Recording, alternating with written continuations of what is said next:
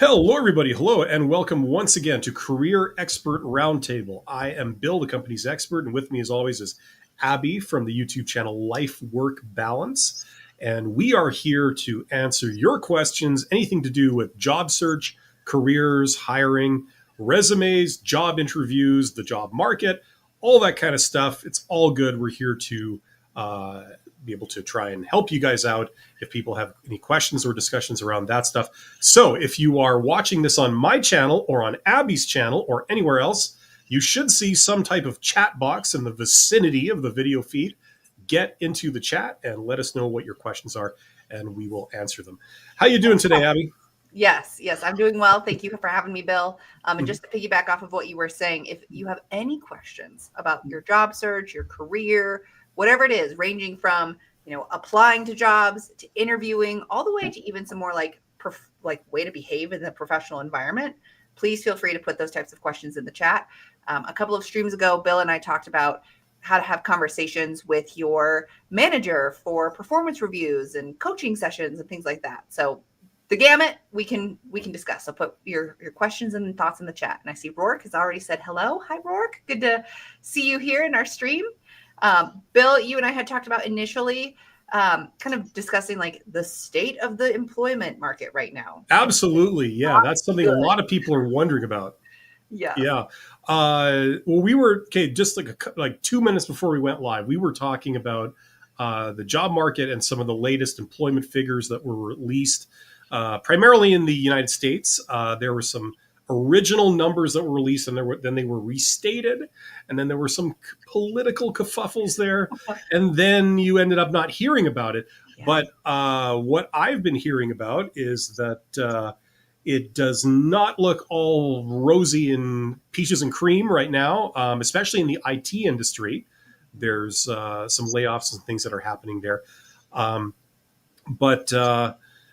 This is the thing. So different industries, they kind of like have a boom bust cycle. Some are cyclical, some they're not cyclical, but they rise and fall and all this kind of stuff. And recession is where they all sort of go down at once, right? All together. Yeah. I don't think that's really happening right now, but we do see several industries that are taking a hit, and therefore they are not hiring that much people right now. So that's kind of the consensus. And so that doesn't mean that there aren't any new jobs. It just means that there's fewer new jobs available for people to apply to.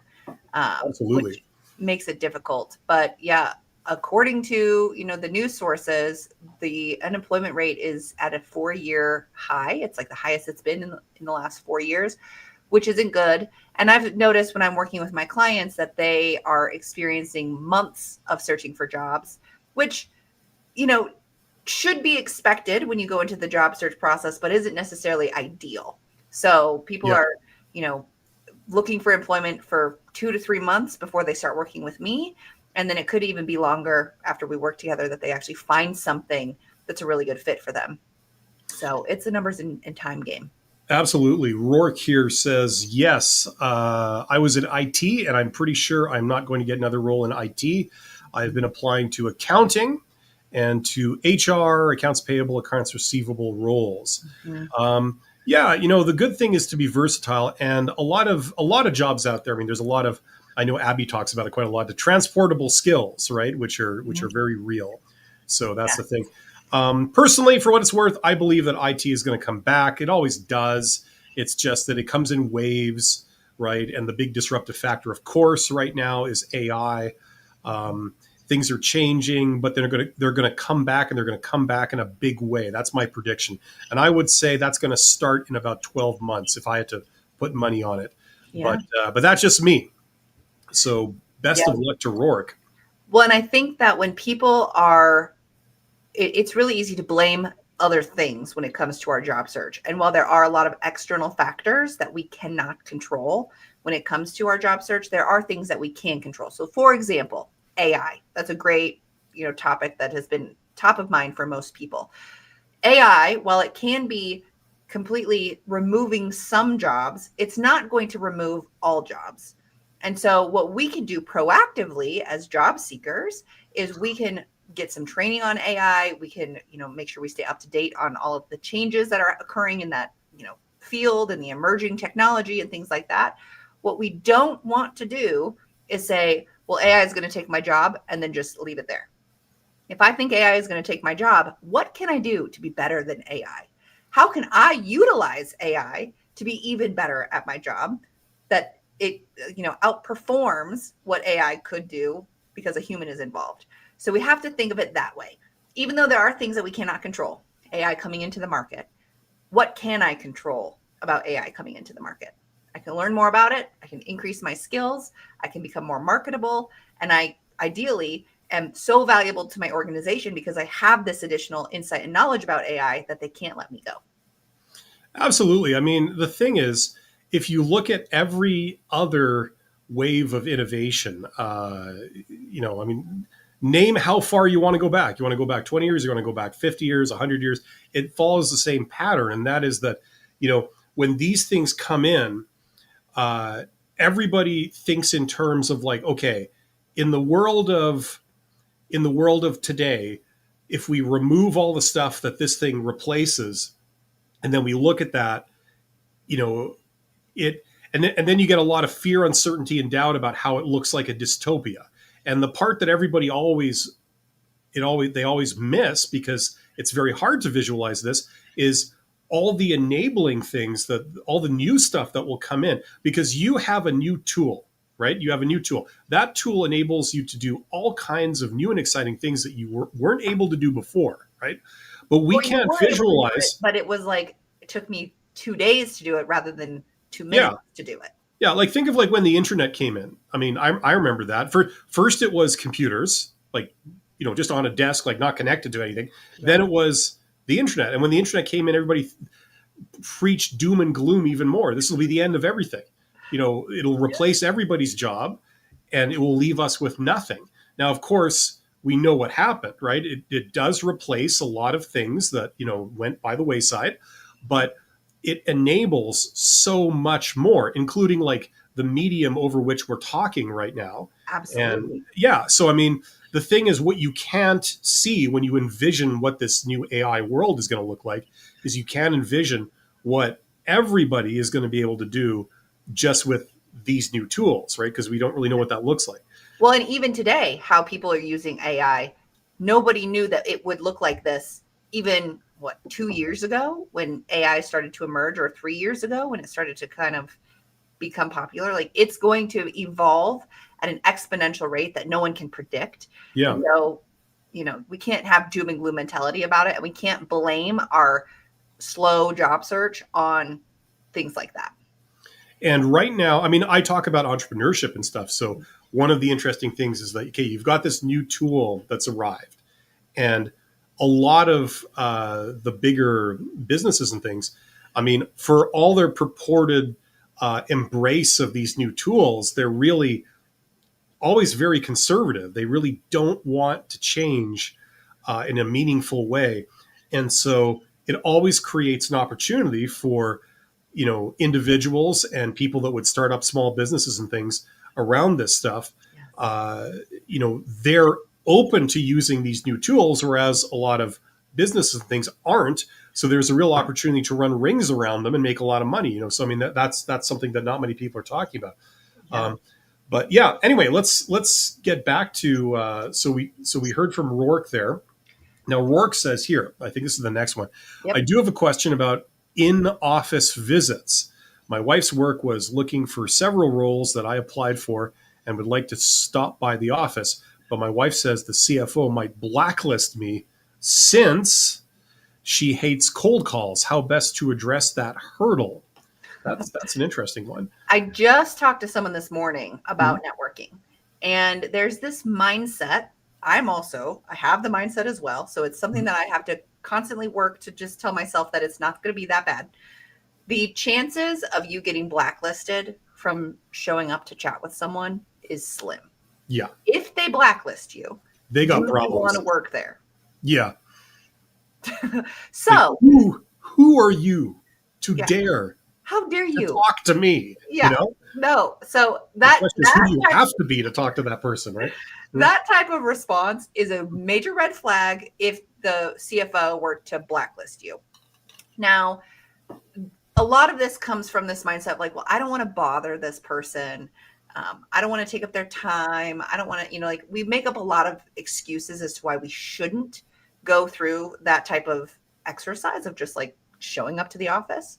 Now, there might be some barriers in place. Like, for example, the person that I talked to this morning, we were talking about going through this networking, exercise, thinking of who they know and could they just show up to this office that's close to their home where they want to work and like just try to talk to someone.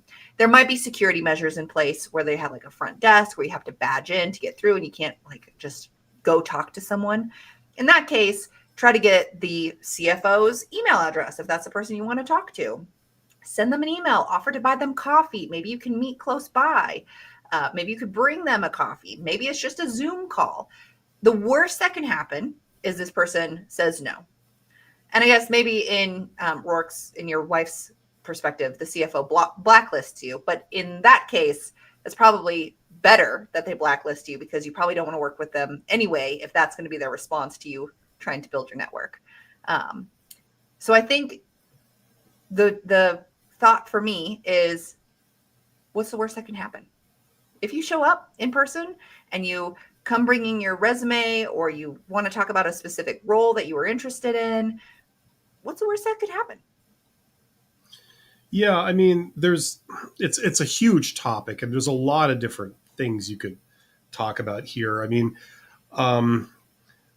like the thing is, I personally, the stuff I've done with this kind of thing, it's been based on an attitude that, like, look, if someone is open to talking to me, I will talk to them. Mm-hmm. But if they are not receptive, like if they're coming into this saying, maybe they're like me, they're like a big introvert, and they just don't want to talk to people that they don't know as a matter of principle. Oh, there's someone here. Do I know them? Oh, I don't know them. Okay, I don't want to talk to them. Oh, they're being very insistent. They're really trying to get at me. They're like, now they're emailing, now they're calling me. Now, it's like, no, you know what I mean? Like I'm just not open. That's not something that I normally do. People just kind of drop by and want to talk to me. It's like, no, I got work to do. And, so the thing is, in that case, what I would recommend for reaching that type of person, like in Rourke's case, if, you're specifically targeting this one person, you want to talk to them, even though it might appear that they're a little bit antisocial. They're kind of like putting up some barriers there. What I would say is that, something pretty innocuous that you can do and very reasonable and very professional is to send them a message either through email or DM or whatever. And just say, listen, I'm here. I'm great at this. I offer this.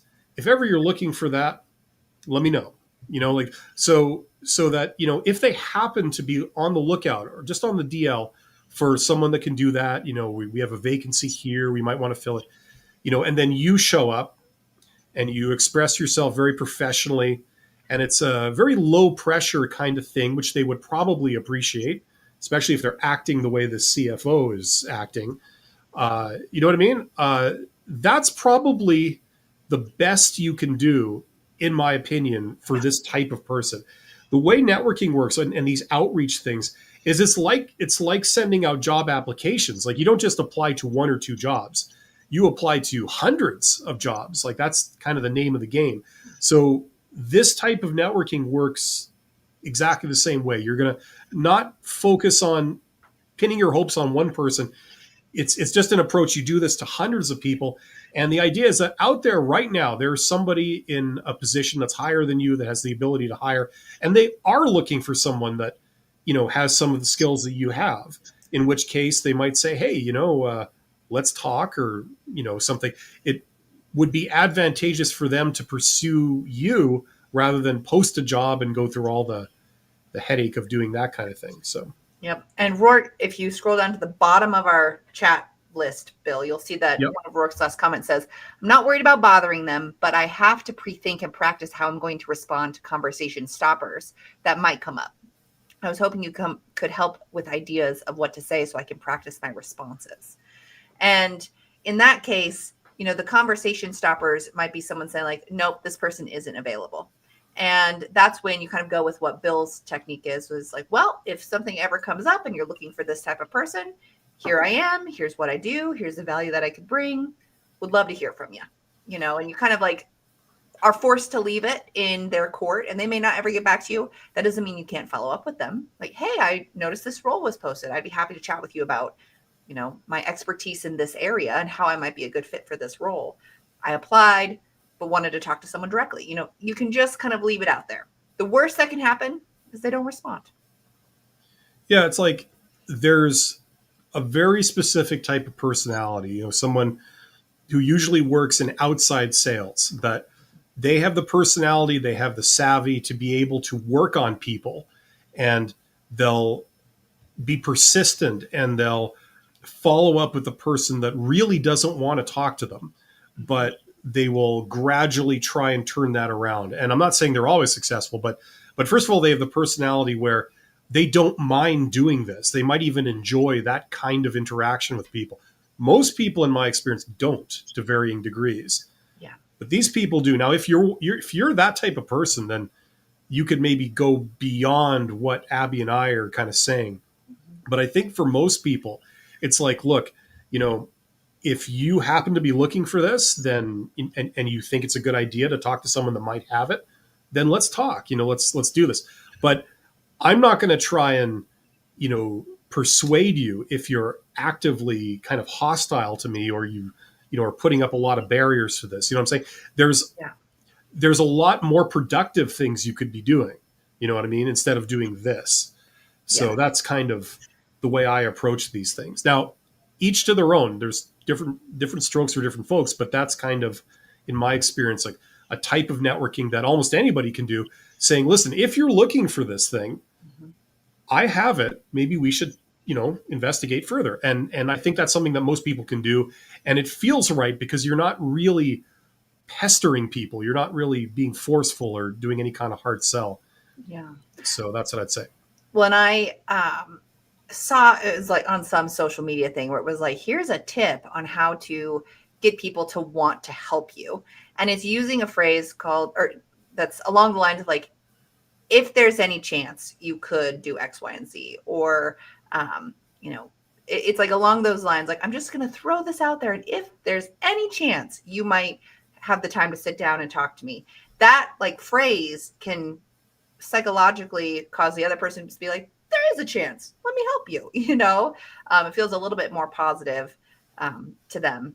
And I think there's like asking people for advice is always something that they're willing to give. Here Bill and I are live streaming, happy to give our advice.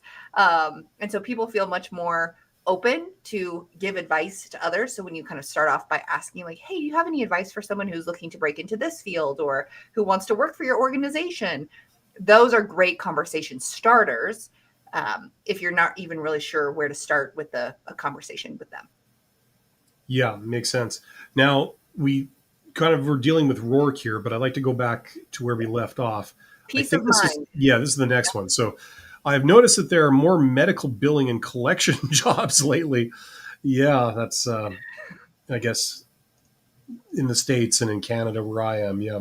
Yep. Well, and the employment gains and losses, at least according to Reuters, in August, the private education and health services was the biggest industry that had growth. They had almost 50,000 jobs added to the market, at least in the US. So those things aren't going away. Health and insurance and medical billing and collection, like people want their money. So those types of areas are not going to go away anytime soon. Okay, here's, I think, the next one. G says, many in my field are figuring out how to use AI as a tool. Yeah, absolutely. And that's going to be extended to pretty much every field coming up. If it can help us be more effective at doing our jobs versus completely eliminate our jobs, learn how to use it. Oh, absolutely. I'd recommend everyone embrace this stuff. It's like when computers came. It's like when the internet came. It's like when the internet 2.0 came. It's like, just the more savvy you are about these tools and what's going on, the better it's going to be in your professional life and your personal life, not just how these things go. So Rourke again says, are companies making rules about what information employees can enter into an AI chatbot? Yep, they are. I'm not Yeah. down with the details. Do you know anything about that, Abby? Yeah, well, in fact, some of the organizations I've worked with directly have policies specifically on what AI can and cannot be used for. So, for example, I work with government organizations, and they do not want, sensitive information being entered into the AI platforms. That's I make sure that I use it when I'm working with clients. I intentionally leave out identifying information and like names, emails, phone numbers, LinkedIn URLs. If I'm working with a client, I want to make sure that I'm protecting them as best as I can. Same thing with businesses. They want to make sure that there's no sensitive information, business, secrets being put into these platforms, because I've seen some reports that you can subpoena information that has been entered into AI generated things that can be used against you in court. There are lots of impacts of using AI, and so you definitely want to make sure that if you're an organization, that you have policies and procedures in place for how your employees can and cannot use technology like this. Yeah. Here's another one. Whoa, I just got a personalized email from the in-house recruiter at one of the companies I have applied to on Thursday last week. Well, Ooh, that's good. That's yeah, how that's many a quick days? response. Less than a week. Yeah. Less than a week. Yeah. I mean, really, it's like Thursday to Friday is one business day, Friday to Monday is 2 business days. That's a pretty quick response, which hopefully means that they are indicating that they're interested in talking to you. Yeah, we were kind of talking about this before. I do public opinion polls on my YouTube channel, and I know from those polls consistently that people out there, you guys, a lot of you guys, you really want some kind of response either way Yep. when you send out an application. So you want to get something back, I know I either, do. Yeah. yeah. And it's kind of surprising for me because I think that if that's your policy, you're going to be getting a lot of rejections, first of all, and that those kind of sting. Um, on the other hand, I think my theory is that this kind of thinking that apparently everyone does, it makes you look back a lot as opposed to look forward. Instead of looking forward to, what new opportunities can I put myself forth today, instead now we're thinking about like, okay, I applied to these things last week and these things the week before that. How are we doing? Have I gotten responses? And it seems like there's two disadvantages. Number one, when you think about that stuff, it's first of all not productive Mhm. because you're not increasing the likelihood of you're going to get hired. And secondly, it's not. I imagine it's not great for your mental health. You're dwelling on like, I'm not hearing anything. I'm not hearing anything. Why am I not hearing anything? You know, and I don't imagine that makes anyone feel very good. You know what I mean? Yeah. Well, and while I would prefer to get more responses than, just crickets chirping, it also is the reality of applying to jobs. You're not going to get a bunch of quick responses or responses at all. So while we can all acknowledge that having some communication would be nice so that we can know, do I, keep pursuing this or do I need to move on? Looking forward is going to be better for us from a mental health perspective, like you were mentioning, Bill, as well as just from a productivity perspective. If I'm like continuously looking back and dwelling on not getting responses, not hearing, then I can easily spiral into this place of like, well, what did they not like about me? What am I not doing well enough? That like negative self-talk, which can really bring us down and reduce our productivity when it comes to our ability to apply to jobs. So while we all admit that we want to hear more often than not what the status is on our application, it will be better for you from a productivity and probably a mental health perspective to just apply and then file it away and say, if I don't hear back from them, I'm not going to dwell on it. I'm going to just keep applying. That doesn't mean that you apply to everything you can. You just blast out a bajillion applications, but it does mean that you're not going to be dwelling in the past. Yeah, I mean, I'm thinking back 2 years ago when I was like looking for jobs and stuff, and it's like, it's not a good feeling like reading those rejection letters. I mean, they used to either write them in this like legalese that makes it's so impersonal, or if it's not in legalese, it's usually very blunt. I guess the priority is they don't want people to misunderstand that this is it, like it's the end of the line for you pursuing this role or something with us. And they don't want that to be misconstrued in any way. So they make it very blunt, and it's just, and it really kind of stings. I mean, at the point of risk of being obnoxious, it's like saying, this is your rejection letter. It's like, see, you didn't get it. You didn't get it.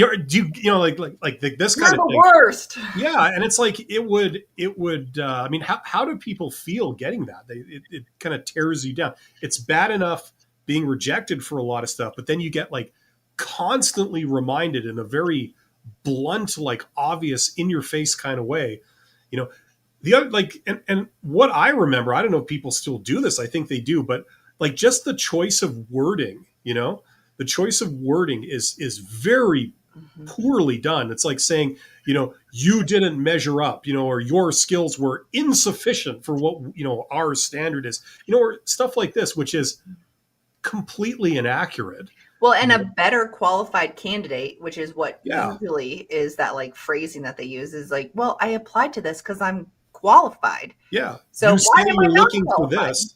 Yeah. You say you're looking for this. I have that. And then you tell me you're not qualified. It's like, what? And the reality, first of all, just so everybody knows, and Abby, you can give me your version of this too. It's like, the way I understand it is that when you apply for something and they say no, all that means is that you just don't happen to be the thing that they were envisioning, when they are looking for someone, right? Now, that is not the same thing as not measuring up, right? Right. They could be looking for someone to exploit, someone that's easily led. They're going to be exploited. They're going to be treated very poorly, and they don't want anyone that's going to complain or push back against that. So maybe for that reason, you weren't selected. You know what I mean? It has nothing to do with how qualified you are or how valuable you might be. And also, it is a perception of that based on very incomplete information, like especially when they haven't even met you. You know what I mean? Mm-hmm. So it's like, that's what's going on. So when someone then, has done this and they say, well, based on this very superficial view of what you've sent us, it's not really what we're looking for, so we're going to reject you. And then they tell you, almost borderline insulting things about yourself. You don't measure up. You don't have the standards that we, need. And, this kind of, I mean, getting that multiple times a day for weeks and weeks and weeks, that's not a good feeling, No. And we as humans we remember and we focus on the negative. So we're going to be, if we get more negative rejections, then that's going to bring us down a lot faster. So I think the statistic based on the research is it's 5-1. For every one negative thing that happens to us, we need 5 equally or more positive things to happen to us to counteract the impact of that negative thing. So if I'm getting 5 rejections and I've got that 5-1 thing, I need 25 non-rejections to counteract those 5 rejections. So it just is, we don't want to. So to get back to where you were before, what you're saying is that you need 1 chocolate cake, 1, compliment from your boss, 1 passionate kiss from a member of the opposite sex, keep all to get back to when you felt normal before this rejection. You know what I mean? Yep. I can believe it. Yep. So but people apparently want to receive that notification one way or another. Mm-hmm. What happened? I mean, I just want to say, I know this is probably easier said than done, but I think that more people should perhaps adopt the attitude that once you've applied for something and you've done everything that they've asked to put yourself forward for an opportunity, I would put it out of your mind if they, or at least attempt to do so. If they call you back and they want to interact with you some more, great. You'll give them whatever they need. But until that happens, you can just assume that it's not really happening right now. You know what I mean? And then you focus on moving forward. And if they're not calling you back for that thing, then I'm going to apply for something today that they will call me back for. And, and just proceed like that. Because so you're always thinking about future stuff, which is hopeful, which is very positive. Yeah.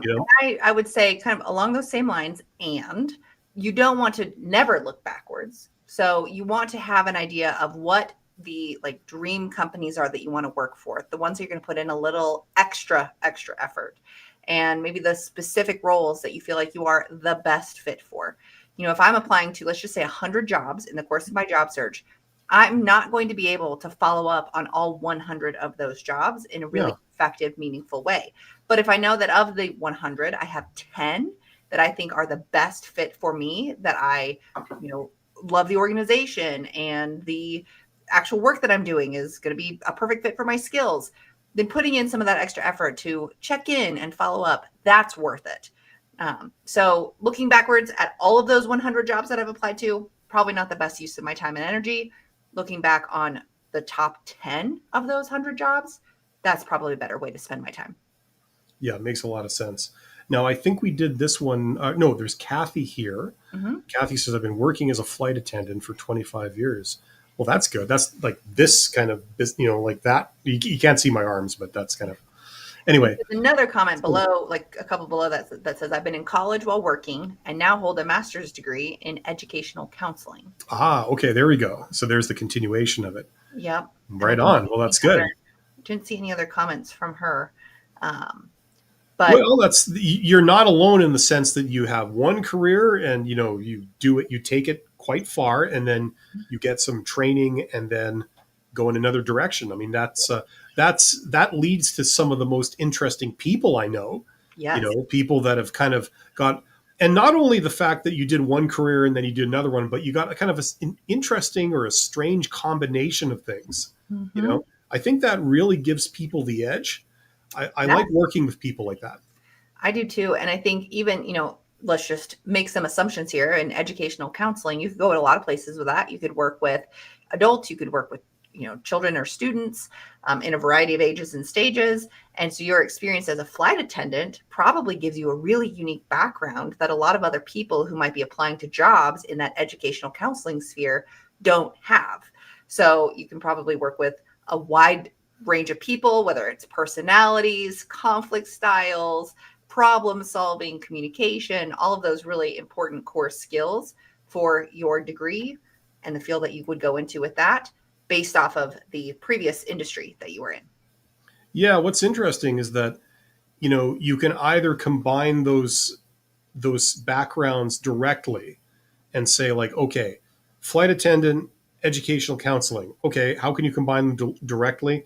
Maybe you're doing training on safety for flight attendants or something like that, or helping flight attendants cope with the experience of dealing with rowdy passengers or emergency situations. And, so you can combine them directly, but then you could break it down into its constituent skills and say, like, okay, flight attendant, what do you need to be a flight attendant? Well, you've got to be able to keep a cool head in stressful situations. You got to be able to handle people. You have to be able to take charge of a situation. There's like a bunch of people, things like this. So you combine those constituent skills with educational counseling.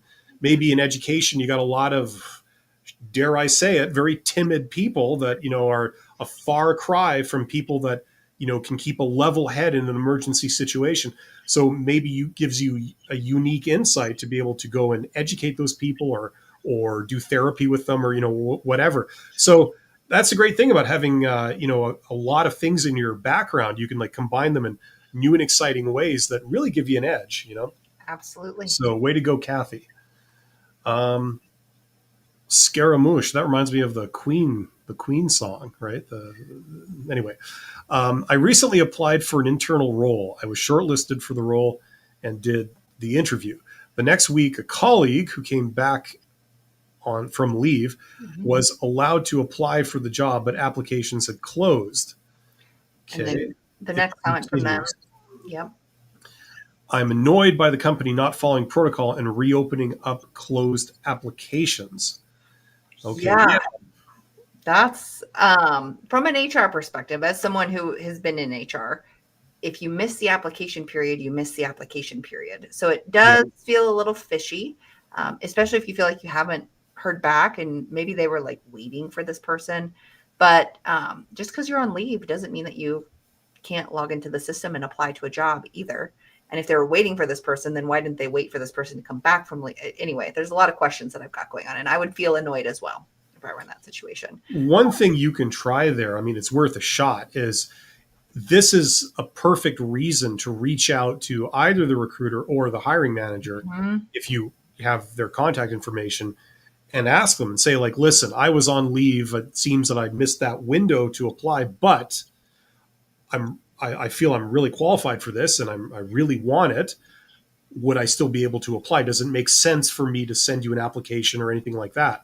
And just see what they say. They might say, yeah, go for it, and the fact that you had a personal interaction with them, that might just get them to look at your application, especially, and it could go somewhere. So, there's no harm in trying. Yeah, well, and I think like in this case where, you applied during the application period and you interviewed, it was closed and then they like reopened it for this other person to apply. That doesn't mean that you didn't get the job unless you've heard back and you didn't get the job. But, you don't want to make them feel defensive about these actions. You don't necessarily want to call this out, but I think you're also well within your rights to, contact the hiring manager, the interview panel that you may have interviewed with, the recruiter who might be responsible for the posting, and just check in to see how things are going. If there's anything additional that they want you to provide or that you could provide to help them make their decision, things like that. But bringing up the fact that they reopened it for this other person after it was already closed is not going to be in your best interest. Yeah. It's a sensitive thing. And the reality is that these people can basically do what they want. I mean, outside of breaking the law, they can do what they want. So, that's on them. Did we do this one? I don't think so. Rourke says, I do not mind the uncomfortableness of a cold call, but I'm not super quick-witted, and that hurts me in sales situations, even when I'm selling myself. Mm-hmm. Yeah, I don't recommend cold calls to anybody. As I was kind of talking about earlier, if you have a certain personality type you don't mind, great, all the more power to you. You could like do this and kick ass, But for most people, if you're not really comfortable doing that, you don't, in my opinion, you don't have to. There's a lot of other things you can do that are more effective. You know what I mean? Yep, I agree. And then I think Rourke's next comment is maybe about the personalized email from the recruiter that he just received. So they want to schedule this one here? Mm-hmm, I think so. Okay. They want to schedule a phone call to discuss the role and what my desired career path is. I'm almost worried about responding to the email too quickly. And do I say I'm available anytime to call? Good questions. I don't think responding too quickly is a problem here. I mean, they responded to you pretty quickly. And the chances of them emailing you and a couple of other people is probably high. So the sooner you can respond back and get on their calendar first, the better. And I would say, you can say like, I'm flexible. I can, make my schedule work with yours. What times work for you? Is there a specific day or time that works best? Be, a little bit more specific if you can when it comes to your availability. But, even saying like, if you want to chat today, I'm available from this time to this time. Otherwise, let me know what day and time works best for you, and I can fit that in my schedule. Yeah, I don't think there's anything technically wrong with saying anytime, but it would be better if you say like, I'm flexible, like Abby says, but mornings are better, or something like that. I think something general like that is perfectly fine to say, for people. Yep. You don't want to be too restrictive because then that makes it harder for them to get back to you, right? Yep. NC Worker says, good afternoon, everyone. Good afternoon, NC Worker. Thank you for being here. Valentina says, I'm struggling with my resume. If you should apply for hundreds of jobs instead of focusing on a few, my CV should be vague to fit more jobs. No, that's not really the approach I would recommend. But no. Abby, I think, is the big expert here on resume customization. Yeah. And so when it comes to hundreds of job applications, that's not in a short period of time. You probably want to work, if you are actively applying to jobs, probably 3 to 5 quality applications a day. And when I'm talking to job seekers, many times they're unemployed. So their like full-time job is job searching. And so it's reasonable to say, find 3 to 5 jobs that are a really great fit for you and then apply to those and spend your day working on tailoring those resumes, those cover letters, putting together, more quality application packages. Now, over time, if you're job searching for 2 to 3 months, that will add up to 100 plus applications. Hopefully, you don't have to apply to hundreds of jobs. Hopefully, you get a quicker response than that. But with the way things are going lately with the job market, chances are you're going to be submitting more applications than usual. Now, when it comes to tailoring your resume, you don't need to spend hours tailoring your individual documents for each individual application. You'll probably find that you'll have a themed resume. For example, I have a resume that's like training and development focused. And I also have a resume that's more HR and recruiting focused. And so I have those two tailored versions that I then can easily tweak with a couple of keyword changes, maybe some bullet point swap in and swap out, maybe some, more quantifiable metrics that I want to include for one job versus another. But it's all based off of the job posting. And so you can streamline this process by copying and pasting your resume and the job posting into a generative AI platform. And it can give you some ideas on how to tailor your document in a more effective way. So you want to make sure you review whatever the generative AI kicks out for you as an output, but it's a good starting place to make this process go a little bit faster. Before AI, it would take 3 hours to tailor a single resume. But now it can take 3 minutes to go through that process. So you do want to have a customized resume for each and cover letter, ideally, for each job you apply to, but that doesn't mean that you spend hours going through the customization process. Yeah, I basically am echoing Abby on this one. You shouldn't be sending out a generic, vague resume to like every job. Like I got kind of burnt on this years ago, because I paid like a high end resume writer to write me a resume. So you got this I paid like 4 figures for this resume. So you do not want to go in and start tweaking it and everything. But like that's kind of what you have to do to apply to a lot of like professional jobs and stuff. The problem is, especially these days, ATS is the big name of the game. So when you apply for a posted job, chances are it's going to an applicant tracking system, which uses AI to read resumes, and a human doesn't see the resume. And the reason that firms will use that, employers will use that automated system, is because the sheer volume of applications they're getting. So what this thing does is it looks for keywords, key phrases, and other things, and then ranks them all. And then the recruiter, like, right, Abby, that's kind of like the tools that I think you used, right? Yep. It'll rank, Exactly. And when it comes to people applying, I also use systems where it would have people answer some questions after uploading the resume and things like that. And so it would not only rank people based off of the documents that it kind of scanned through, but then it would also rank them based on their responses to those questions. So, if I'm asking for someone who has 1 to 3 years of experience, then I might say you have 0 years of experience. They could click that as an option. 1 year, 2 years, 3 years, all the way up to maybe 5 years. And so the people who have 5 years of experience might be ranked higher than someone who has 3 years of experience. So there's, a lot of thought goes into it, hopefully, from a recruiter perspective, to make it as easy as possible to identify and quickly filter through the sheer volume of applications. And it's always different too. Like different companies, different employers will employ different formulas and different thinking there. It's always going to be unique. Yep. And one of the things, like one of my good friends works for a small organization that does not have an applicant tracking system.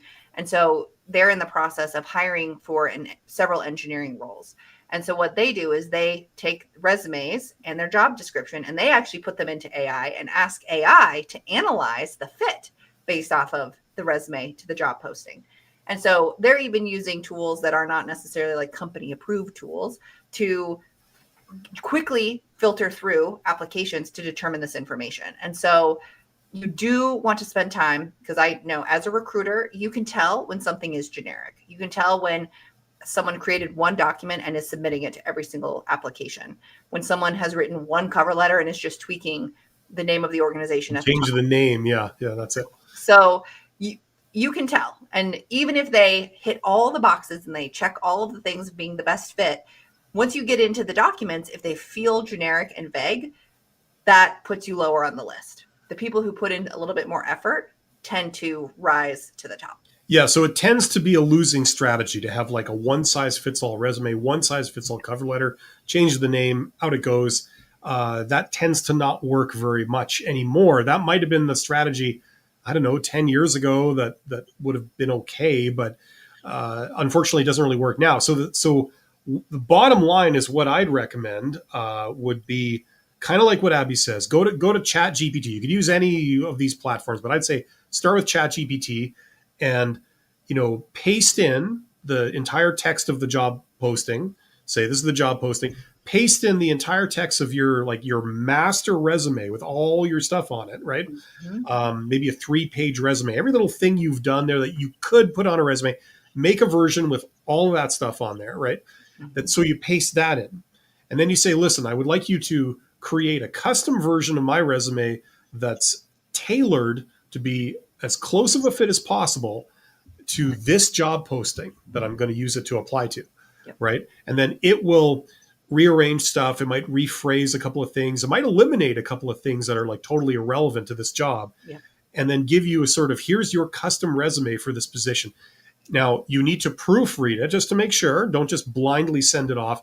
Take a moment to read it. You might want to tweak a word here, or whatever, and then apply to the job that way. And that's what I would recommend is probably the optimal way to apply for posted jobs in this day and age. Yep. I don't know.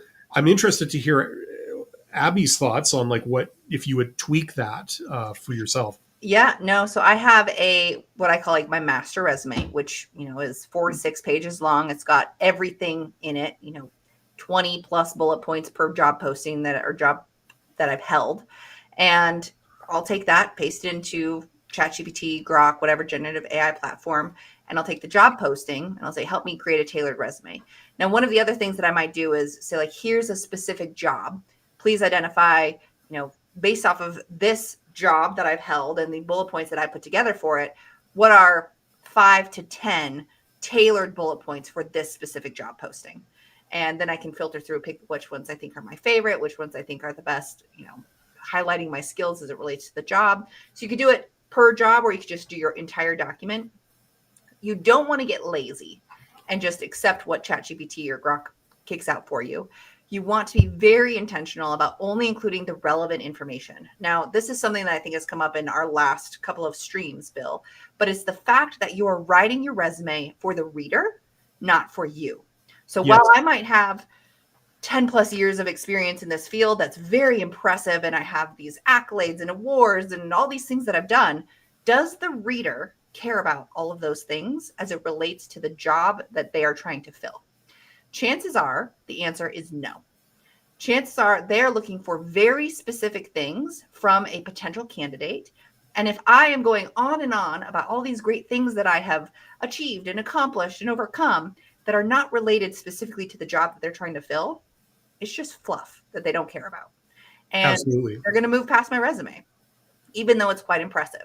So save those things for the interview when you're, trying to talk about yourself. Don't put it in the document unless it is specific and relevant to the job that you're applying to.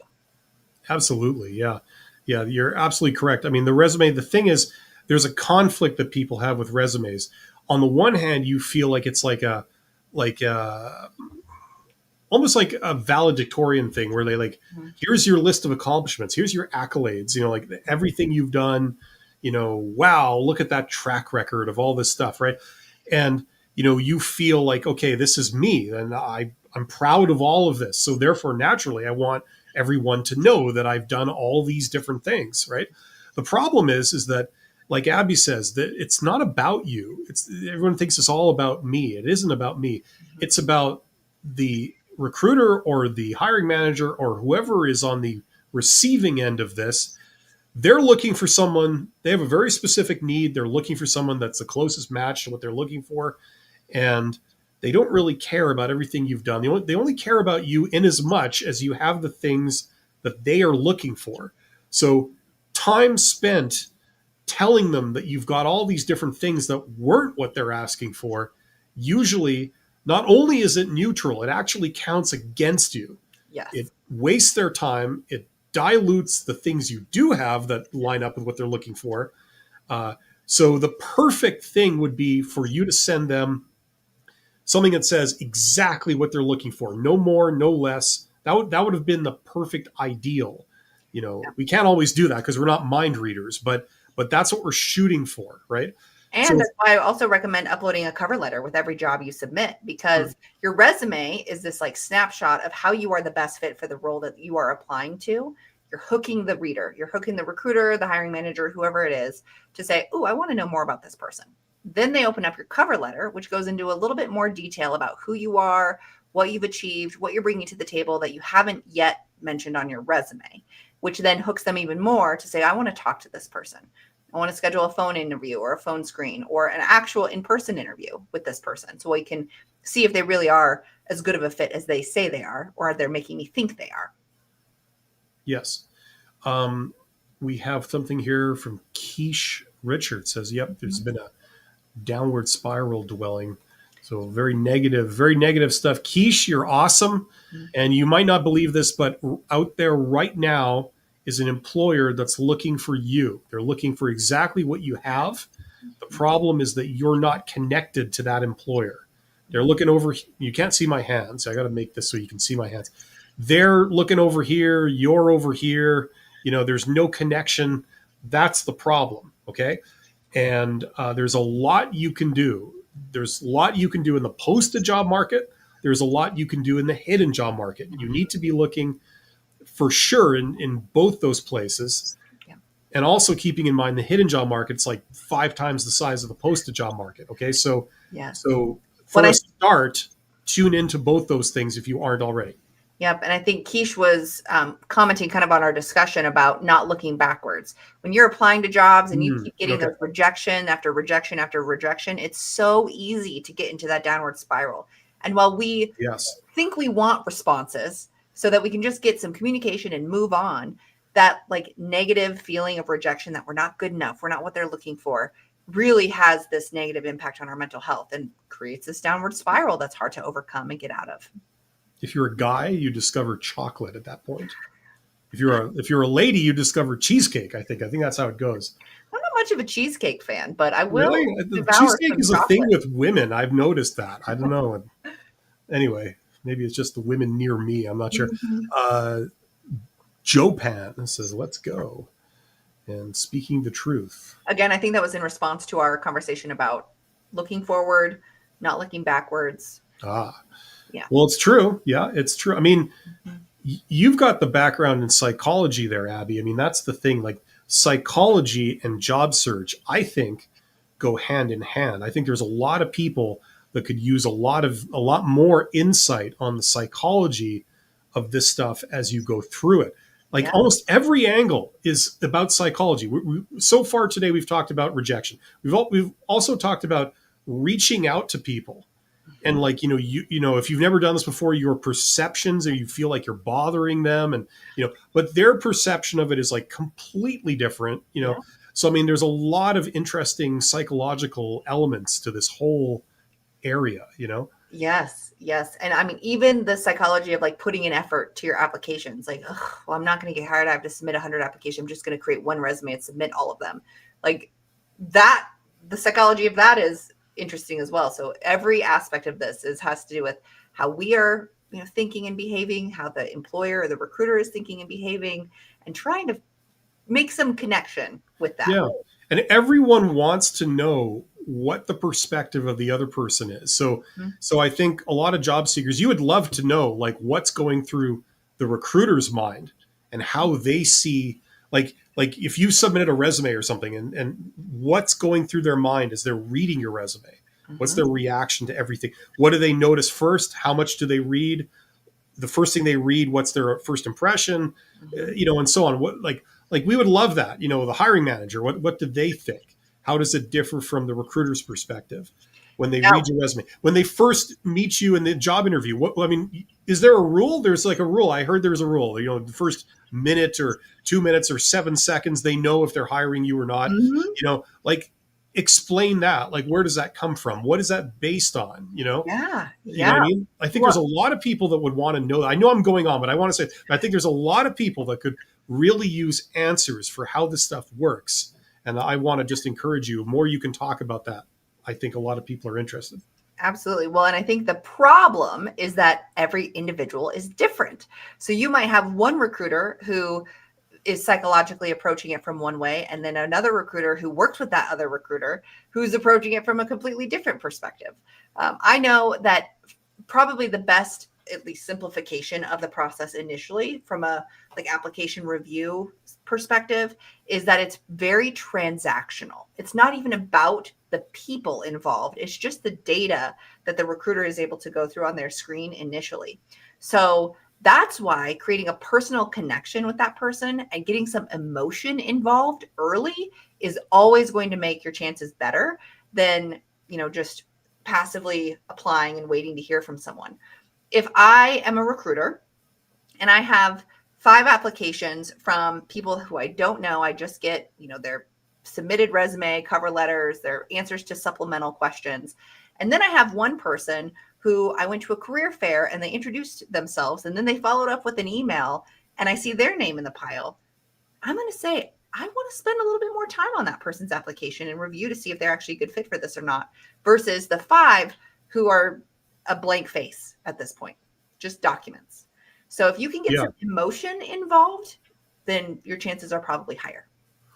It's like, I've never actually seen anyone do, maybe this exists or something. I've just never seen it, but I never seen anyone actually do like the recruiter's perspective on when they receive applications. So here's what the ATS system looks like. Here's how it ranks. This is what I see as a recruiter. I see this. Okay, I'm going to check out this one, and it's based on this that I saw, like this phrase or the ranking, or it shows me a snapshot of the resume or whatever. I've never seen a video. I think a lot of people would be interested in doing that. I don't know if you have the ability to do that with actual ATS software. And Yeah, I mean, currently no, because I'm not actively working as a recruiter.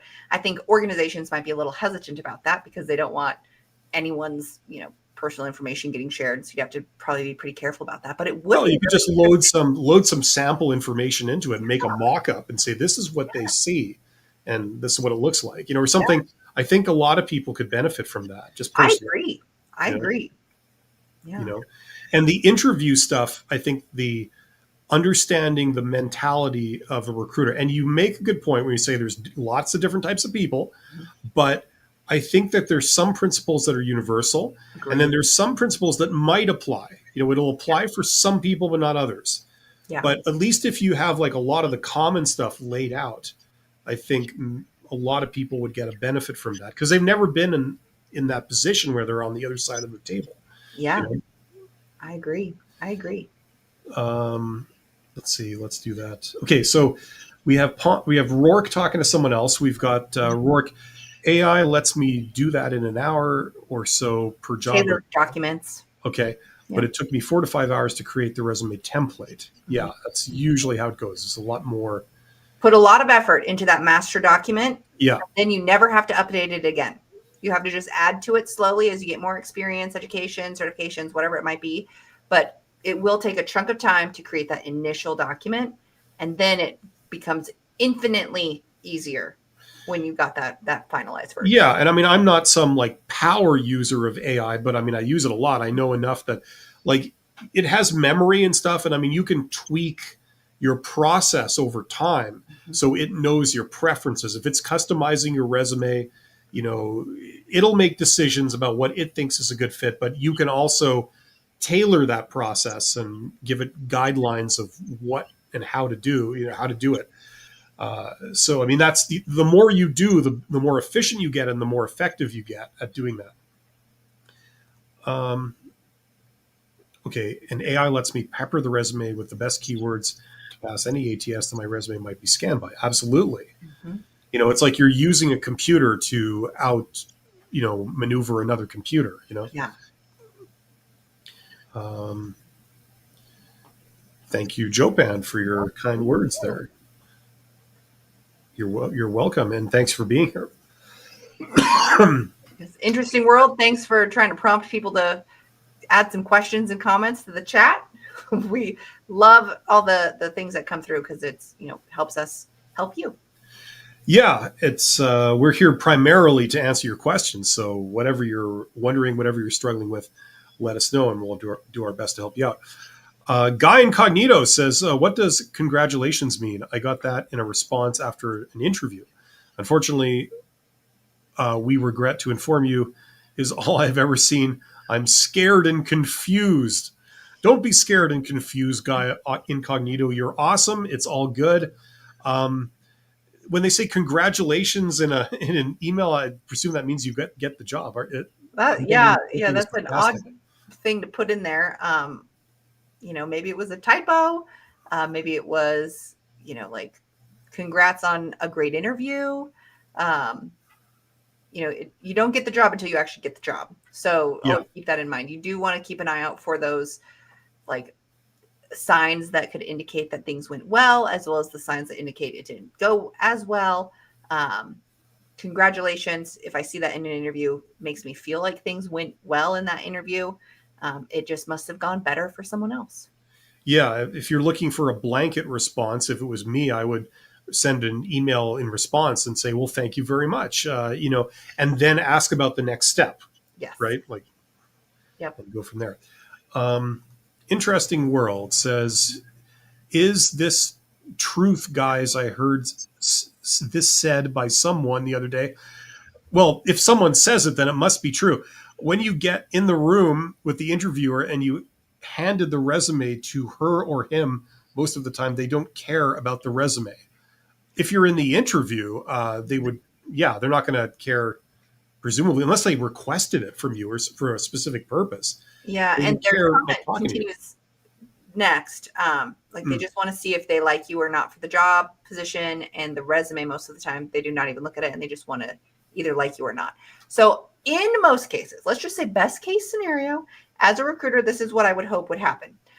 I, as a recruiter, review an application, decide that this person is a good fit. I forward the application materials to the hiring manager so they can confirm that this is someone that they want to talk to. So ideally, the hiring manager and the interviewers have already looked at your resume. I also do recommend that if you're at an in-person interview, that you bring a Padfolio to take notes that also has a couple copies of your resume that you can offer at the beginning, just in case someone was last minute pulled into the interview and they haven't had a chance to look at your documents. In most cases, I would hope that everyone who's in the room has already looked at your resume and knows who you are and what you bring to the table, because they should be expecting to hear some things from you based on the questions they're going to ask you. And that is also based on what they know about you from your application. So in 80% of the situations, there's probably someone who has already looked at your resume and does not need that extra copy. But there's that 20% of, the random person who was pulled in from the hallway last minute, who has no idea who you are and why you're in the room and how you're a good fit for this role. So getting a copy of your resume at the beginning of an interview could be helpful for them. It just demonstrates that you're prepared and eager. I think Abby's being kind. You're absolutely true. But then everybody's favorite situation, there's the time when the person that invited you for the interview, you get down there and they can't remember who the hell you are. They don't know the first thing about you, right? Because what usually happens is that, they have a bunch of job interviews. They're all back to back. So they're interviewing like 6 people in a row, and then you're like 6 of 6, and they don't have any time between these interviews. So like, okay, now the next person is here and they haven't had a chance to reread your resume or anything. The last time they read your resume was when they invited you down to the interview like weeks ago. So they have no idea what's on it. So if you bring an extra copy of your resume, just in case, they don't have it and they're ill prepared, It's like the idiot's guide to how to give a job interview. You look at the person's resume and you start asking them questions off, oh, I see you did this. Well, what's with that? And that's how anybody can do a job interview. You know what I mean? Which is why I framed mine as best case scenario. Yes. All these things have happened ahead of time, but there's no, like, if you hand them a resume or you offer them the resume and they say, well, we're not going to give this person this job, red flag, you don't want to work there anyway. They are poop heads who need to be left in the past. Move on. And that is a technical term in the recruiting industry. Yes. No, it's listen. The way this works is you get the interview on the strength of your application, which means your resume, right? Once you go to the interview, it's not about what's on your resume. It's about who you are as a person. That's the entire point, yes. Right? Interviews are not fun and they're not convenient for anybody. The only reason they do this is because they want to see you in person. They want to know who they're going to be working with. Mm-hmm. That's the idea. So the interview is not about your resume. It's all about who you are. Like, what's your personality? How well can you communicate? How charismatic are you? Is it easy to talk to you? Or, do you put people on edge and make people uncomfortable? Yes. That's really what interviews are about, right? And while there might be some technical aspect of it to confirm that you know how to do what you say you know how to do, the majority of the questions you will be faced with during an interview are behavior-based, because past behavior indicates future behavior. So they want to know, are you good with people? Are you going to fit into the culture of this organization? They know that you are going to be joining a team. How are you going to fit in with that team? Because that team's performance then impacts everyone's happiness in the workplace. So there's a lot, it's the psychology of it all. If it was all about purely what qualifications you have, what skills do you have, and can you do the job or not, getting a job would be much easier. But it's not about that. It's about all these other things that are very subjective based on the interviewer's perception of you during the interview on if you'll fit into all these different puzzle pieces of the organization, the team, and the role. Yeah, and the hiring manager's perspective is they hire the person they like the most. Because the idea is that the people you're bringing in for the interview, on paper, they're all perfectly qualified. Yep. You're not like choosing between, one person and several people that are kind of duds. You're choosing between several people. Any one of them would be fine. Yep. Like, that's usually the situation they've set up with interviews. So you've got to do like a tiebreaker between people, and the tiebreaker usually is, the soft skills, like how well you essentially like somebody, how much the hiring manager likes them. I hate to say it, but that's what it comes down to. Yes. Well, and I, one of the most recent jobs that I had been hired for, had a reference check that was basically like a survey that was sent to references and then generated a score on, out of 10 of the references, like aggregated responses. Mm-hmm. And I was told by the hiring manager that the only reason they chose to hire me versus the other person who was the finalist was a single point difference in those reference results. Because we were so close, they liked both of us so much that either of us could have worked well. So they kind of needed this like external thing to push one of us over the edge. So like, I had a single point better score on this than the other person, and that's why they chose to go with me. And that's common though. That's common because it's you see people agonizing over these decisions because all the candidates, or at least several, are like really good. It's hard to pick between them. And incidentally, people in IT fields, technical fields, you guys have an advantage. You might not realize, because a lot of people in those areas, they're not tuned into this whole like charisma thing that you need to get selected. And so you get a lot of people in job interviews, a lot of candidates, asking questions and saying things that are very blunt, that create a lot of awkwardness. Like, for example, that question, usually the last thing they ask in an interview, where they say, do you have any questions for us? Right. And then you get like candidates like really putting the screws to them and like asking them all kinds of like direct, awkward things that they really can't answer because it's like they're representing the organization. They can't Yeah. tell you all the bad things about it and stuff. So if you're tuned into the whole charisma thing, like you know that they hire the person they like the best, basically, you have a bit of an edge because a lot of your competitors don't realize that, you know? Yes. So that can be your secret weapon if you get to the interview stage. Absolutely. Rourke, AI hallucinations are a real thing. AI loves to list me as an expert in software that the company wants, but I do not use. So I use the recommendations by the AI and then make the edits myself. Yep. Okay, yeah, that makes sense. Makes sense. Yeah. To ensure I do not accidentally copy paste a AI hallucination. Yes, I would that's say why a you lot of people don't do this. A lot of people will like say, "Oh, this looks good. Like I'm just going to paste it in there," and then they can get caught by the recruiter or the hiring manager asking them specific questions. "Oh, so I see that you have a lot of experience with this specific software. Tell me how you might use it to do X, Y, and Z." And you're like, "Never done that before." So yeah. make sure that you are reading through because what AI generates for you should be a very first rough draft, not the final product. Yes. So it's just a starting place. You should then use your human intelligence to modify it to actually fit your expertise and background.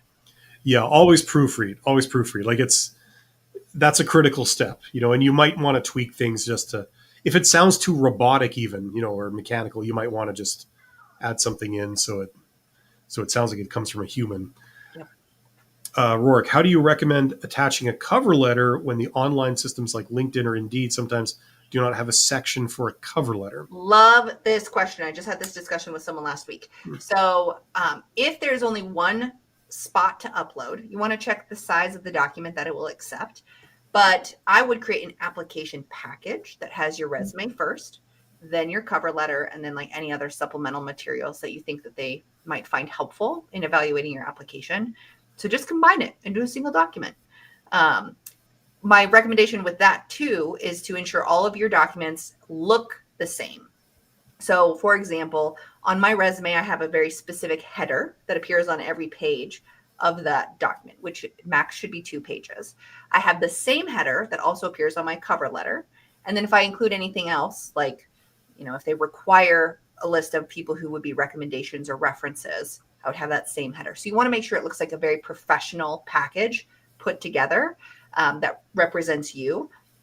If they don't have a spot for a cover letter, have it be the second page or the third page of your application package. Whatever they're looking for, though, first, if they want you to upload a resume, have that be the first document that they see when they open up that PDF.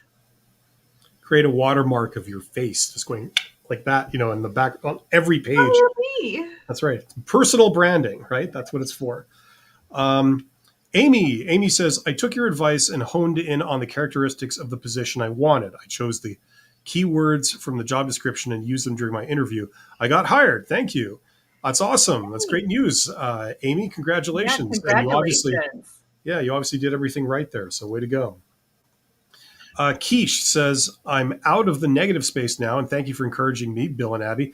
Thanks for speaking life over me and people like me. Okay, well, you're absolutely welcome, Keish, and I'm glad that it made a small difference there. That's really good. Yeah. You deserve to feel better about this. I mean, it's a stressful time, but, a lot of rejection has a profound impact on people. You know what I mean? We think that we're no good. We think that, we'll never get a job. Like, those are both false. You know what I mean? This is highly temporary and you're really valuable and you've got a lot of skills, Yeah. I mean, this, but it's easy to get it happens into quickly. Thinking. Yeah. Rejection buildup, like I said, there's that ratio 5-1. 5 positive things have to outweigh the impact of the 1 negative thing. And if you just get the negative rejection, negative experience, ghosting, all that just builds up quickly over time and puts you into this negative headspace. Yeah. If you're getting all those rejections, if you have to multiply it by 5, that means you need what, like 255,000 good things to happen to you to make you feel normal again. I mean, it's a bit scary when you think about it. Yeah. Valentina says, can we agree, though, that job description are so extensive that someone can feel intimidated by it? They look for dream people, and I feel like how can I actually have all those requirements? Mm-hmm. And they certainly could be looking for a unicorn, someone who meets all these requirements, and there's no one who exists who does that. You can kind of tell if an organization is looking for a unicorn based off of how long their job search has been. Or when I say their job search, their position has been open and how many interviews they've done and things like that. Again, I was just talking to a client this morning about like when you should apply versus when you shouldn't apply to a job.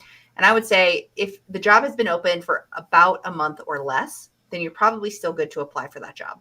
If the job has been open for more than that time frame, then it could be an indication that the organization is looking for a unicorn and they're never going to find it. And so you're going to put in all this effort. You might even interview and get to the final round, and they decide that you're still not the unicorn they're looking for and move you into the reject pile. So when it comes to kind of addressing this in the job search process, you want to make sure that you have all of the minimum qualifications, which should be a much smaller list than the preferred qualifications. Ideally, you have at least half to 80%, if not more, preferred qualifications. If you have less than half of the preferred qualifications, they probably are not going to pick you over other people who do. So use that kind of as a metric to help you gauge if it's worth it to apply to jobs or not. You must have all the minimum qualifications. That's usually non-negotiable from HR. There will be some, language in there that could indicate that they'd be willing to be flexible in like education, for example. Maybe minimum qualification is that you have a bachelor's degree or an equivalent 3 years of experience. So look for that equivalency language in the minimum qualifications. Again, usually that is something that's non-negotiable. You must meet those in order to be considered for the role. Then you got the preferred qualifications, and that's where it can get really extensive. Have at least half of those preferred qualifications, or be able to justify how you have at least half of those through transferable skills. Having all of them is going to be slim, and that's okay. Yeah. My personal opinion on this, and I don't know if this is borne out in reality or if it is, how often, but it's that, first of all, the reason that they put such lofty expectations on a lot of job descriptions is also because of the volume of applicants they're getting. So they feel they can afford to be really, really picky, right? It doesn't mean they always get, like Abby said, they always get that perfect person in there necessarily. But when you get like 800 people applying, they get very emboldened to say, well, we want this and we want this, and like it might be realistic, especially for the compensation that they're offering, and they're going to shoot for the moon and try and get that perfect person. The reality maybe, and you can easily find this out very quickly in 2 minutes with like researching salaries and things, salary ranges, that like that's just not going to happen for the pay grade that you're paying out. Yes. You want someone to be at the PhD level with 30 years experience. You're paying $20 an hour. It's like, no, you're not going to get that, right? So does it mean that you shouldn't apply if you don't meet a lot of the things or all of them? No, I would say apply anyway, especially if you're automating the process. So it's not like you're slaving away on a thing that takes 3 hours to do. Mm-hmm. I would apply anyway. If it's something you want to do and it's realistic, I would apply. Do the thing where, like we talked about, you get AI to try and write a version of your resume that's the closest possible fit, but then apply, but still send it on. You know what I mean? Don't be intimidated and convinced not to even apply if it's something that you feel you should be able to do, And this goes back to our conversation about like the recruiter's perspective when they're looking at applications. So it's very transactional from their point of view initially. They're like looking, does this person meet this? Does this person have this? Yes, no, yes, no. This person gets interviewed. This person does not. They're not caring about you as a human. They're not caring about you as a potential employee. They're just looking at like the data that they can have in front of them. Now, the way to get around that is to inject some emotion into the situation. So if there's a way to contact the recruiter, if there's a way to contact someone who can contact the recruiter within the organization to then get them to focus a little bit more on your application, that is always going to be better for you. So how can you get the recruiter or whoever's reviewing applications to see you as a person rather than just as a document that you submitted initially? And that's the big challenge. And that's why networking can be so valuable. Yeah, and I'll say one other thing about this, and that is that like to come back to the whole like should I apply if I don't meet all the requirements? It's like what I've seen and what I've done personally for like some job postings is that you post like requirements and you say we want that you have this, right? But what that really translates to is that they want this area not to be an issue, right? So they're assuming that, okay, well, if you have this degree or this education, then that shouldn't be an issue. Now, if you don't have the education that they ask for, but you have something that you could sort of argue, like, okay, so, you're looking for, I don't know, 3 years, like a 3 year science degree or something. And the only reason they're saying we want you to have that is because you might have to write a technical report occasionally, and they want to make sure that that's not beyond you. You know what I mean? So you show up and you send an application and you say, like, okay, well, I don't have that, but I do have this. I have experience writing reports, or I've done this work. Mhm.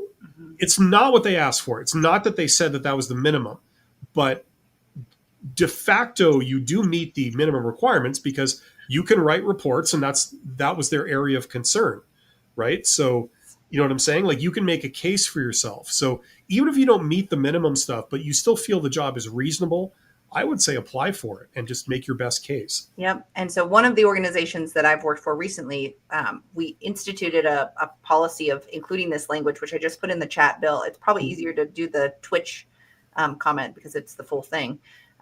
But it's talking about that research shows that women in other underrepresented and historically marginalized groups tend to apply only when they check every box in the posting. If you're reading this and hesitating to click apply for that reason, we encourage you to go for it. A true passion and excitement for making an impact is just as important as work experience. So I think organizations are also starting to recognize that unicorns don't exist.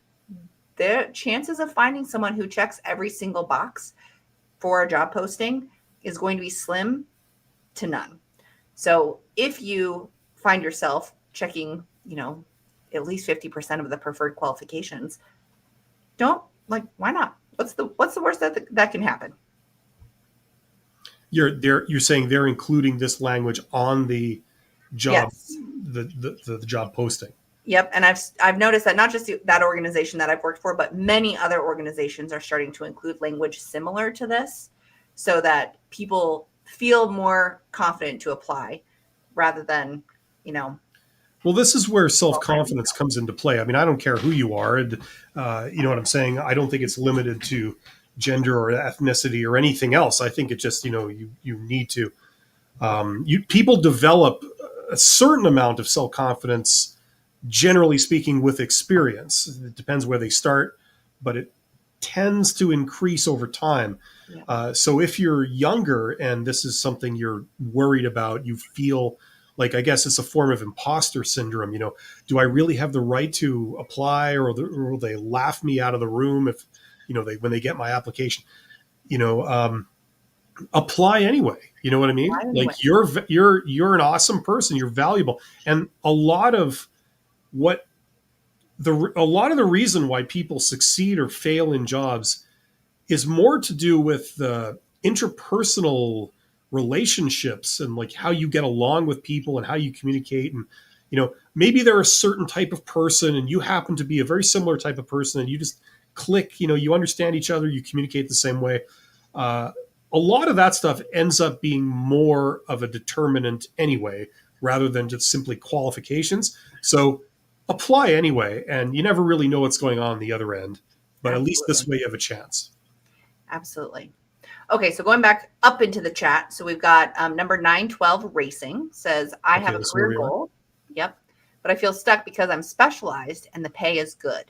To get the experience I need, it looks like I have to take a pay cut. Any advice here?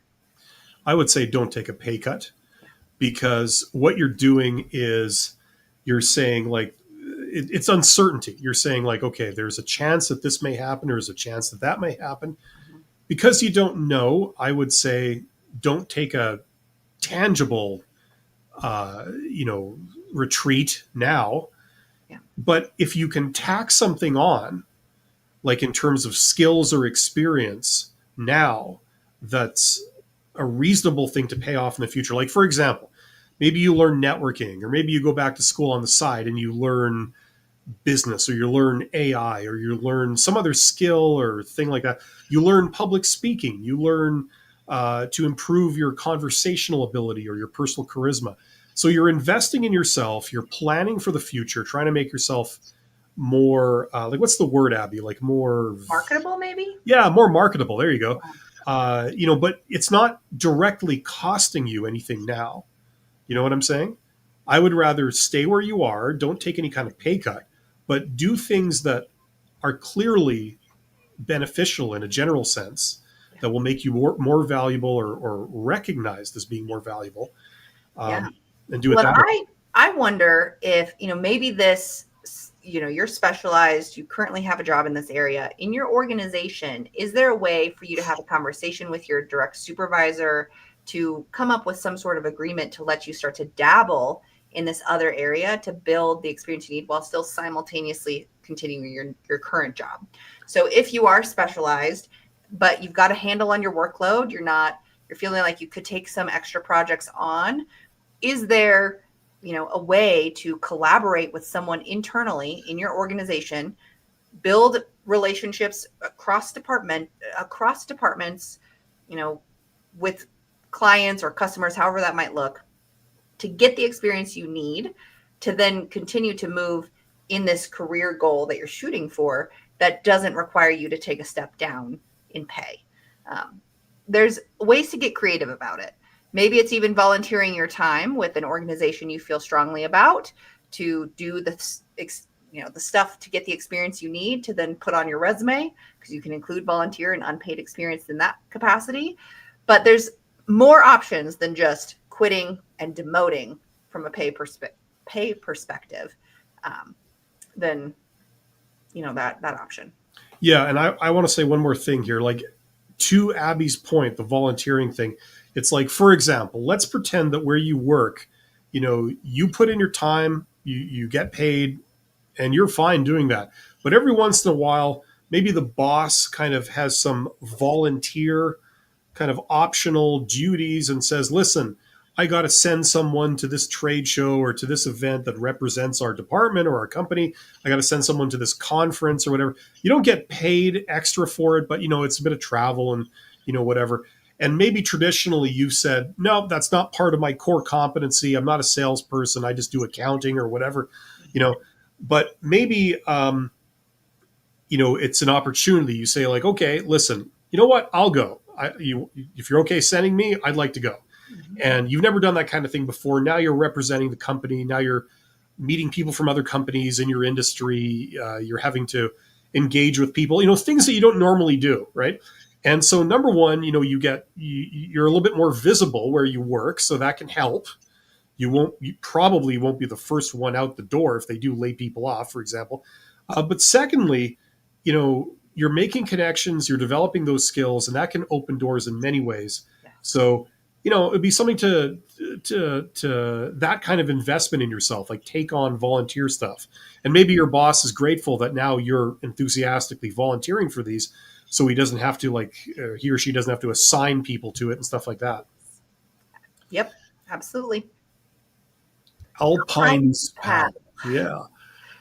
You want to take this one? I found it hard to get a job as receptionist/front desk. I've also had to do the performance test on Indeed. Am I hitting a wall, or is there a way to get noticed? Honestly, the best thing to do is probably find a decision maker in the organization that you're trying to apply for that front desk role for, and build that relationship and rapport with them. Many times the receptionist and front desk position is, you're the face of the organization.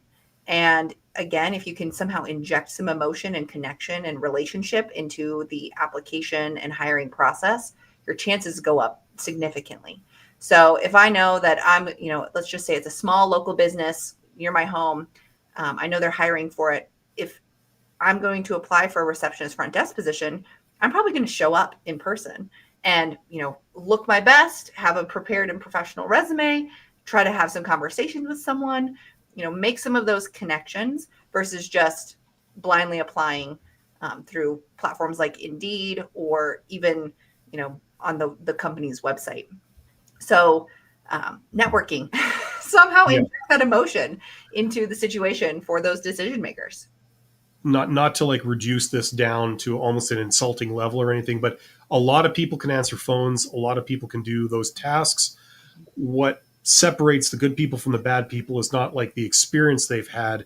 It's just what they're like as a person. And so that's why networking becomes very important for these kinds of roles. So I would agree with Abby on that one. We have to get rolling. Like, it's kind of at our cutoff here. If I don't know if we can just try and wrap these up in a couple of minutes. Let's see what we got here. Thank you, Valentina. That's very nice of you. And I'm glad that you liked what you heard. Alpine's pal says, is it more efficient to get experience from workshops or get a certificate from a training program to get a higher paying job? I don't have an answer for that. I think it Yeah. really depends on the organization, what they're looking for. I think that maybe the stereotype would be having a certification where you can get like letters after your name is more impactful, but it not necessarily. Yeah, do the LinkedIn thing. Go and search for the specific workshop and the specific certificate to see if people have that on their profiles. Like they're saying that I did this or I have that, and then see where they are and see if it's helped them. You know what I mean? That's the only thing you can really do. Exactly. Where are we here? Okay, you did that. Exactly. Yeah, minimum wage. They're offering minimum wage, but they're seeking a unicorn. Mm-hmm. That's lovely and realistic. Yep. Does pineapple belong on a pizza? I don't know. It depends what country you're in. Yeah. Very strict laws about that in some places. Personally, I believe it does. Yeah. I don't mind a good old Hawaiian style pizza. Okay. Well, in some of the more militant places around the globe, you might get an argument. I would be unallowed to continue living there. Let's see. Oh, so this was your thing. Okay. Mm-hmm, mm-hmm. I think the very last comment is from Fierce Like Frida. Second to last comment that came through. How do you become a desired candidate when you're pivoting your career? In my case, legal operations to customer success roles. I'm really struggling with employers recognizing my transferable skills.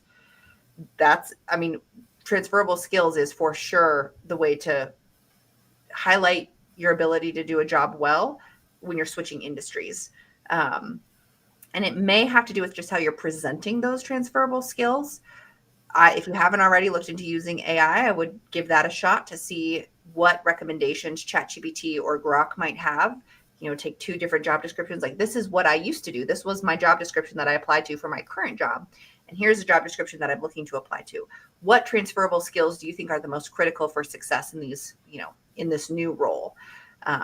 Based on my resume, how might you suggest I create a tailored resume for this new industry? And just see what it starts to create for you. You want to write your resume for the reader, so they don't care about all of the amazing things you did in legal operations if it doesn't relate to customer success. So you really want to frame it in a customer success perspective, which can be hard if you haven't done that before. So use AI as your first step. And then the next step might be to have someone, who is in that industry, look at your resume before you submit something. Start to build that connection, and then maybe even work with someone like me, who's a career coach, who can help you identify what those transferable skills are, why they might care about these versus others, and how to present those in the more effective way on your documents. Absolutely. And Joe Pan says, can hypnosis techniques work for job? This is the really important question of the day. Absolutely, unless. Only if it involves taking off your clothes, of course. But any other use of it is just pseudoscience. Who knows? That's what I have to say. It could be a psychological angle that we could reduce anxiety or something like that. But I've never tried hypnosis, so I can't tell you. That's true. Okay, well, we've reached the end of the chat, and we're all out of time. So, thank you to everybody who participated today. Hopefully, you got something out of this. We are scheduled to do this again, I believe, in 2 weeks from today. Yes. Yeah. So not next week, but the week after. Yeah. So come back same time. And if you are watching this on my channel or my two channels that this is going out to, check out Abby's channel. I believe there's a link in the description box if you're watching it on my channels. So Same thing check out goes her for videos. if you're watching from mine, I've got the streaming on my Twitch channel as well as on my YouTube channel. Bill has a lot of great resources. Whenever it comes to your job search and preparing for interviews, it's, you're going to get a wide variety of advice. I feel like Bill and I are aligned on a lot of our advice. We also have different, differing opinions on things. So take all the advice in and then pick the thing that resonates most with you. He's also got some really good courses that can help you from a professional standpoint moving forward. So check out Bill's channel. Yeah, and my courses are in the description box. Like I have a Get Hired course that I think would be of most interest to people here. If you want to do that with me, I'm not a career coach. I do not work with people one-on-one for job preparation, stuff like that.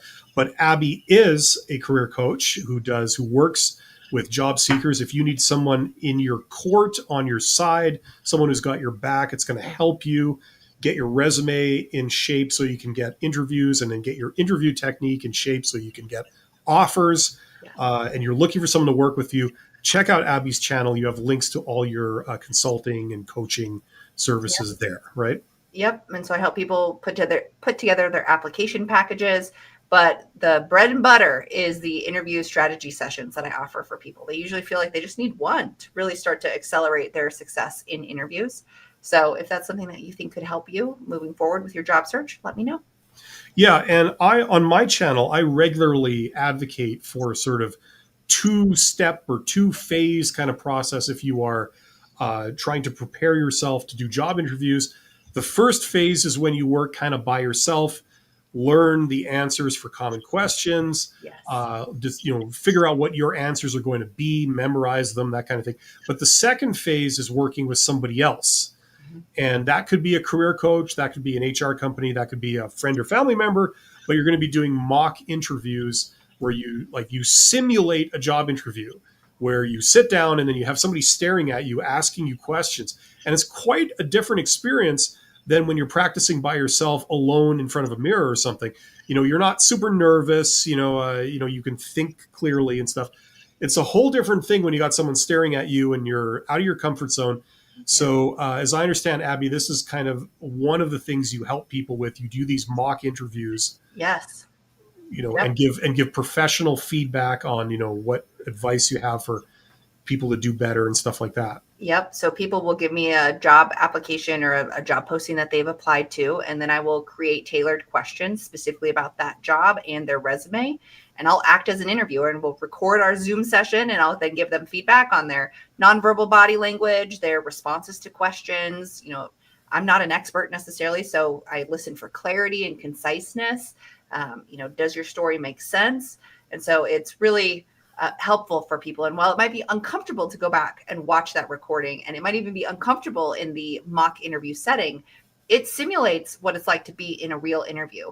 And many people find the feedback valuable so that they can have tangible things to be focused on and work to improve for their real interview that matters. And I imagine people can go away and work on some of the things that you kind of pointed out and advise them to do, and then come back and then do another one and get even more sort of feedback and objective opinion on how you're doing and stuff like that. What kind of first impression you're making and all this kind of thing. Very useful stuff. Yep. And so we could even do, 3 rounds of mock interviews, for example. We could do a phone screen mock interview, which is, a very different type of interview than a standard interview. We could do a, standard interview with first round, and then even a final round interview. If you know who you're meeting with a HR person or recruiter, that's very different than if you're meeting with the hiring manager or the CEO of the organization. The information they're wanting to hear from you is different. And the way you answer in any of those interviews will be slightly different. Yeah, those CEOs are some real rat bastards too. You really want to watch them. Keep your hand on your wallet at all times. Okay, well, thanks everyone. You guys are awesome. We will be back in a couple of weeks. I will be live again on Wednesday. Other than that, best of luck in your job search. Never get discouraged. It's going to be temporary, and you're going to come out just fine. You've got this. And we'll see you soon. So take care. Bye, everyone.